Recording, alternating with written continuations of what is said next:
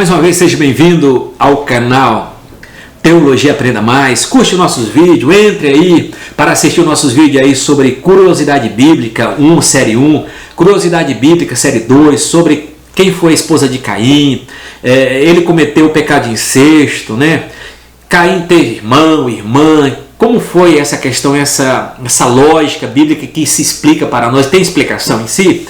Falo sobre bibliologia, sobre apologética, sobre seitas e heresias. Falo também sobre a questão de uma introdução à teologia sistemática, a teologia sistemática lá que gravei. Falo também sobre a questão, a história da doutrina da Trindade, está também no meu canal Teologia Aprenda Mais. Também eu falo também sobre a questão de todo o Antigo Testamento, dando um sumário, entendeu? Uma estrutura, um esboço sobre cada livro do Antigo Testamento, falando quem escreveu, quando escreveu, data, região e etc. Também no Novo Testamento gravo todos os vídeos também sobre o Novo Testamento, de forma sucinta, né? Falando sobre o autor, autoria, data de Marco, Lucas, Evangelho Sinótico, Apocalipse, Carta Paulina e etc. Né? Falo também, tem uma curiosidade que Paulo mancava, né, da perna, era baixinho, né? E ora parecia um anjo, onde é extraído também de um livro apócrifo chamado Atos de Paulo e Tecla, né?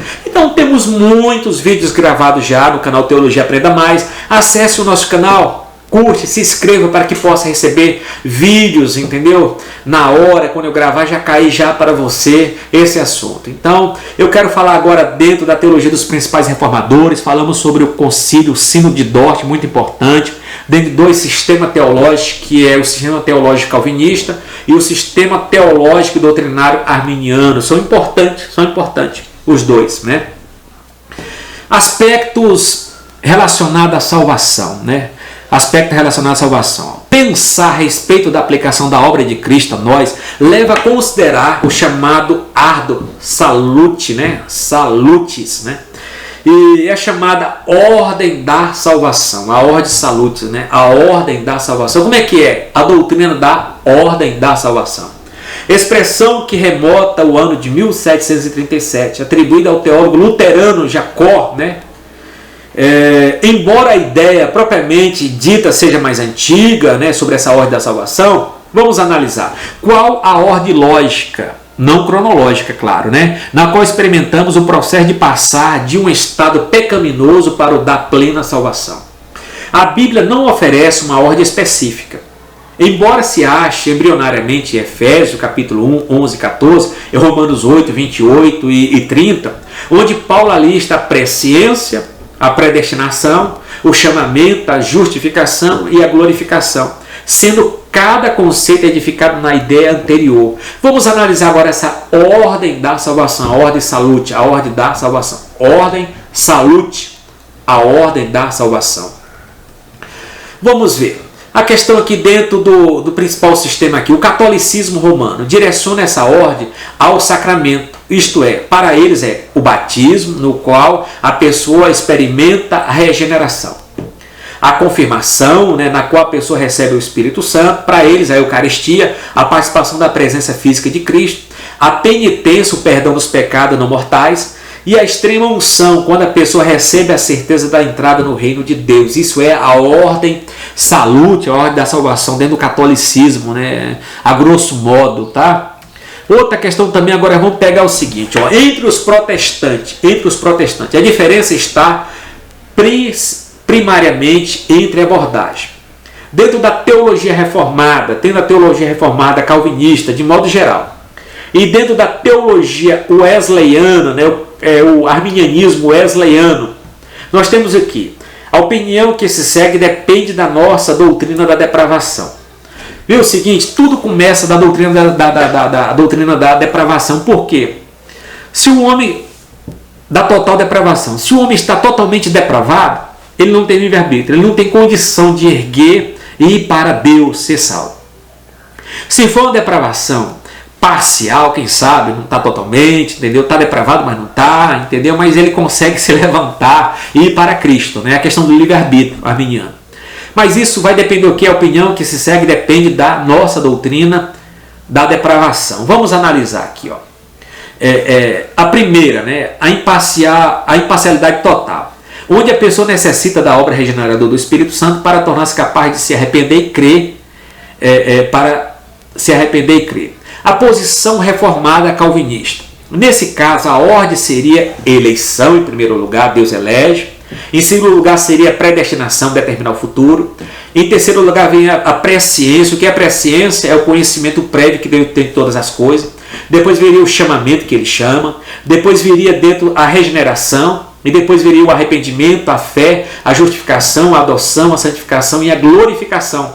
Essa é a ordem da salvação calvinista. É a ordem da salvação calvinista. Agora vamos analisar a ordem da salvação wesleyana, né? Wesleyana arminiana, né?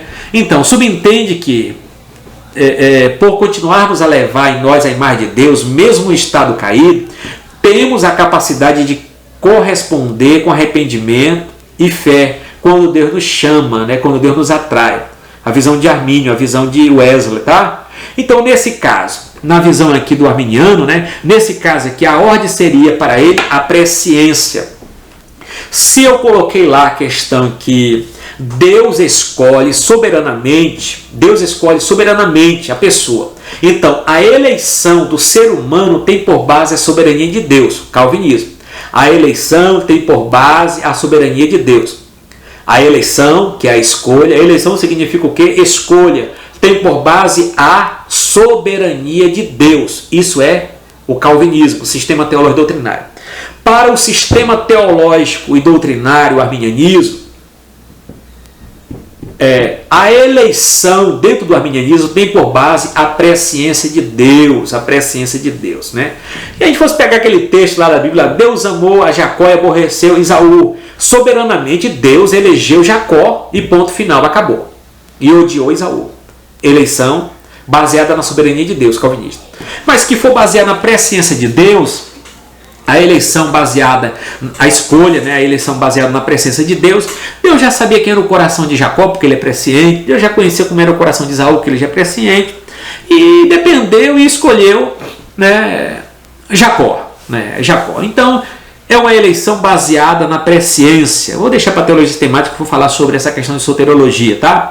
Então, nesse caso, a ordem da salvação, no arminianismo, começa com a presciência, depois vem a eleição, depois a predestinação, depois vem o chamamento, e depois vem o arrependimento, e depois vem a fé, a regeneração e os demais itens que vêm, né? Mas começa com a presciência, Lá no calvinismo, a ordem da salvação começa com a eleição.